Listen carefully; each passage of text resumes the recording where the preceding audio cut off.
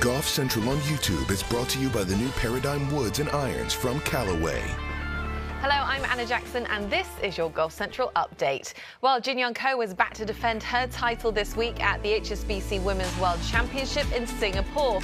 And most of the top players in the world will be in the field once again, including the likes of Nelly Korda, Brooke Henderson, and world number 1, Lydia Ko. So the rankings say that Ko is the top player in the world right now, but she knows there are a lot of other players nipping at her heels. To be honest, I don't even feel like the #1 player. I play alongside the best female golfers, and I play with Nelly or like Gino or Jin Young or Minji or Brooke and all of the players. You just play alongside them and you're like, wow, she's so good. And then there's a shot that I think Gino hit last week, and she gave me goosebumps. It was like such an unbelievable shot. So I think you can never get too, I guess, cocky about like what ranked player you are, because especially at the top, it is so tight, and you know everyone's playing really well that you can't really say, hey, I'm going to be there forever.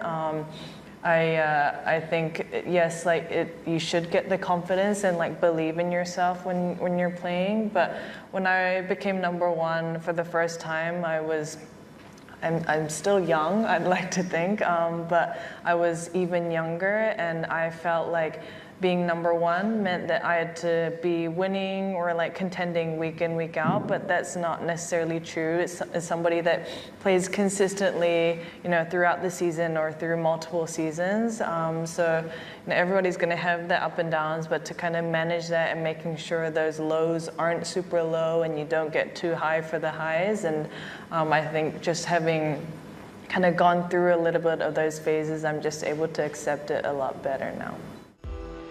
And over on the PGA Tour, most of the top players in the field are at the Arnold Palmer Invitational, including world #1 Jon Rahm. He is off in the afternoon at 12:28 p.m. Eastern on Thursday, and playing alongside Xander Schauffele and Collin Morikawa, as Rahm met with the media today, and also with Todd Lewis, who is down in Orlando. So how did Jon Rahm celebrate his victory at the Genesis Invitational? Well, he flew back to his home in Scottsdale, put his 2 kids to bed, and had dinner. Not a very exciting celebration for Jon Rahm after winning Tiger's event, but his golf over the recent months has been very exciting. It's interesting because last year he was struggling, he admits, with his performance. And I asked him today, how would he compare his performance, his game, his swing to where it was last year? I wasn't just explaining myself properly. It's not like I was struggling technically. I wasn't struggling with my swing per se on how I wanted it to feel. It's just I wasn't getting the results, right? And it's very easy to get in your head and think that you need to be changing something, right? It really wasn't anything technical. But I still played decent. I mean, it was a bad year to some standards, but I still got a win, and I think I was close to 50% in top 10s. The only thing I've said many times is I wish I would have had a better performance in majors. It doesn't feel any different right now, I can tell you that. What it does feel better, my iron game does feel a little bit sharper, and wedge game is definitely a lot better than it was last year. Since we're on the subject of comparisons, do you, in your career, compare runs that you're on to other parts of your career? And if so, where do you think you are right now? I don't look at the numbers, there's experts for that. If I had to guess, statistically, I wouldn't say it's been my best driving, but every other part of my game is probably the best it's ever been. If that were to be my guess, especially my wedges. I think my wedges, my accuracy and distance control has been significantly better than it's been in the past. All right, let me ask you this: do you feel more confident or as confident over a ball now than you have in your past?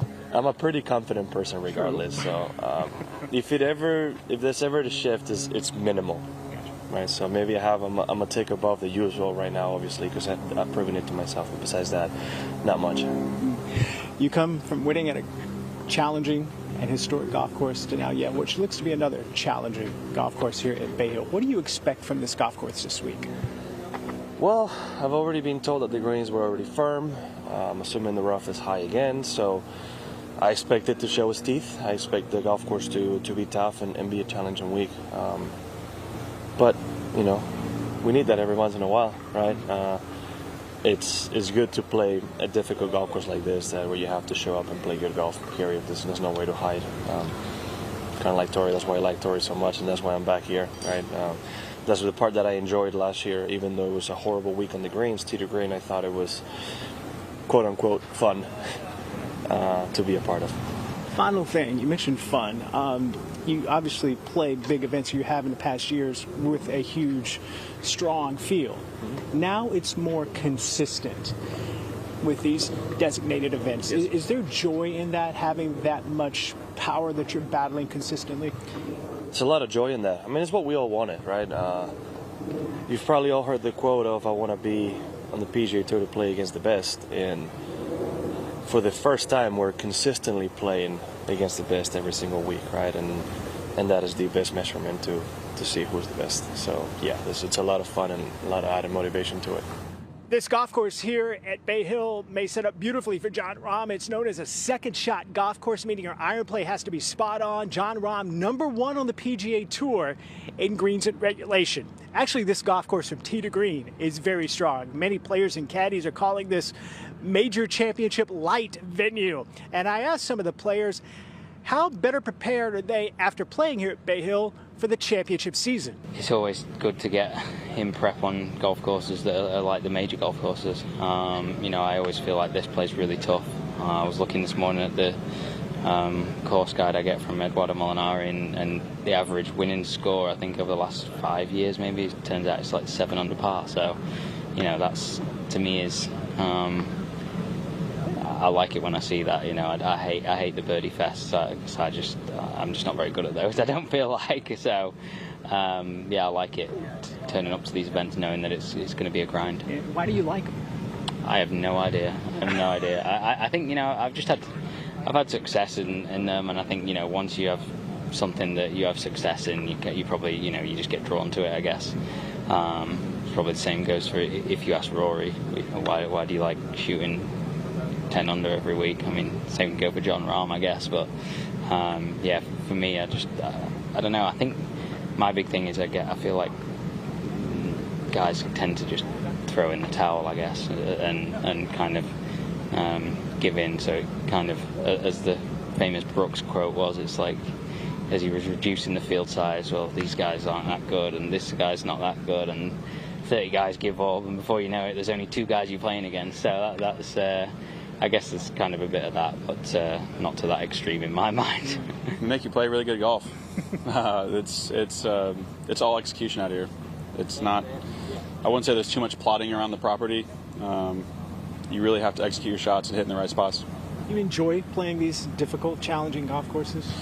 I think they wear you out. I've heard people in the past who played here a lot, when it gets windy and the greens get really firm and balls are plugging in bunkers, where they say like it feels like they've been out here for 3 weeks. But I played with a little bit of wind maybe 2 years ago, and it played very difficult. I remember shooting even par and moving up a lot of spots on the leaderboard. So it's all execution. You got to take what you can get sometimes. The rough is high at 4 inches. The greens are expected to be fast and firm, and the wind will blow, especially Friday, 20 to 30 miles per hour sustained. Gusts even higher. So this will be a tough test. And generally, the better players perform well here. As a matter of fact, 5 of the last 7 winners of the Arnold Palmer Invitational, all major champions.